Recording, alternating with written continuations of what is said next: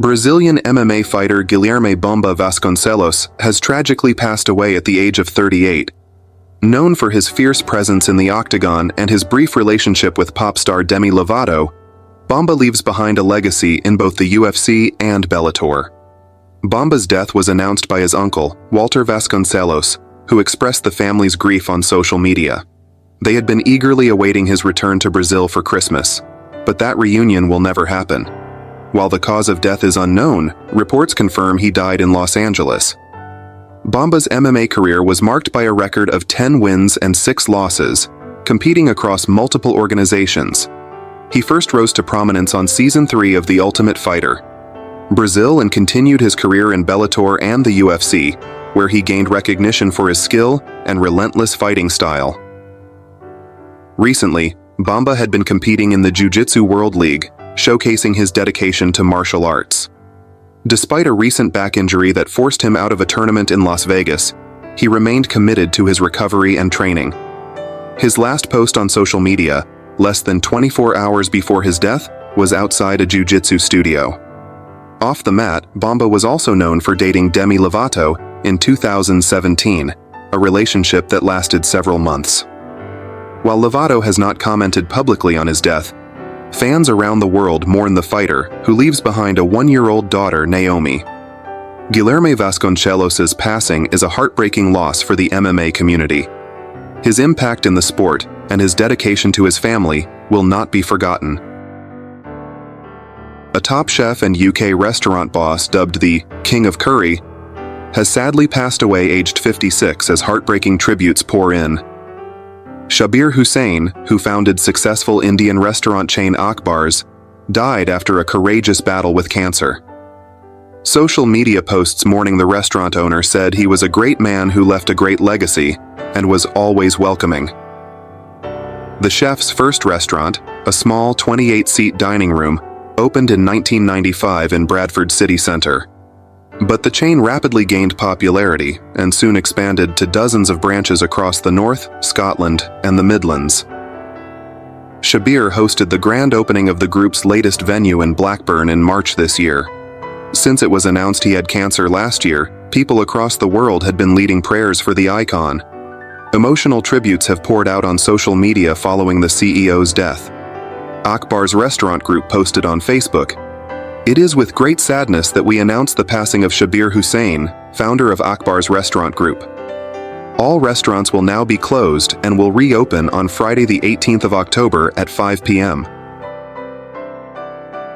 Australian TV legend George Negus has died at the age of 82 due to complications surrounding Alzheimer's disease. Negus, one of the original 60 Minutes reporters when the show launched in Australia in 1979, was diagnosed with dementia about 5 years ago. He had been living in an aged care facility in Sydney since late 2021.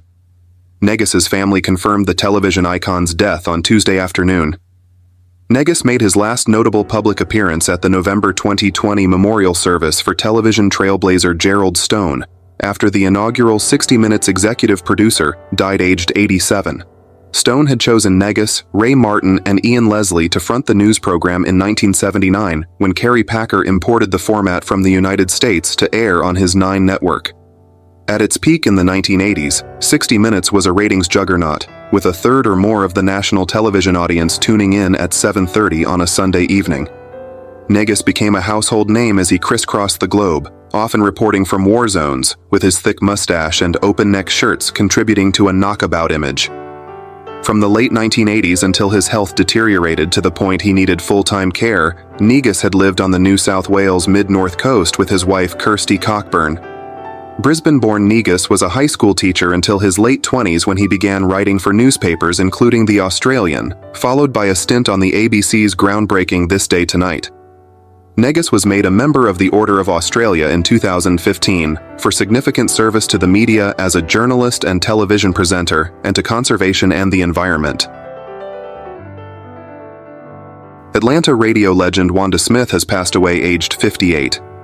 Smith died on Saturday, a day after celebrating her birthday, according to Atlanta's V103 Radio's senior VP Rick Caffey. Our hearts are weighing heavier today as we grieve the loss of our beloved Wanda Smith. Someone who always made us smile and who was a big part of V103 for years, Caffey said in a social media post on the weekend. Smith was married to Lamoris Sellers, and the couple shared 3 children. She started her career at V103 as a co-host for the Frank and Wanda in the Morning show, with Frank Ski in 1998, and worked on the show for 2 decades, with a break from 2012 to 2018, before she was forced out in 2019.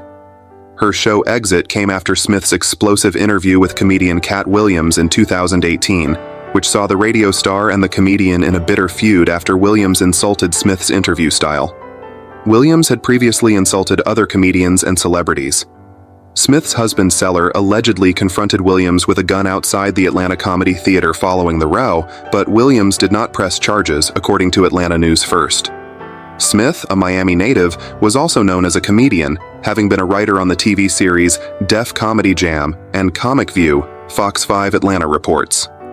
Additionally, Smith had a weekly set at the Atlanta Comedy Theater and was in several movies like Madea Goes to Jail or Medea's Witness Protection by Tyler Perry, as well as The Drone That Saved Christmas. Smith's cause of death has not been reported. Bodybuilding icon Lenny Persin, better known as Big Lenny, has died at the age of 60 after reportedly suffering from congestive heart failure.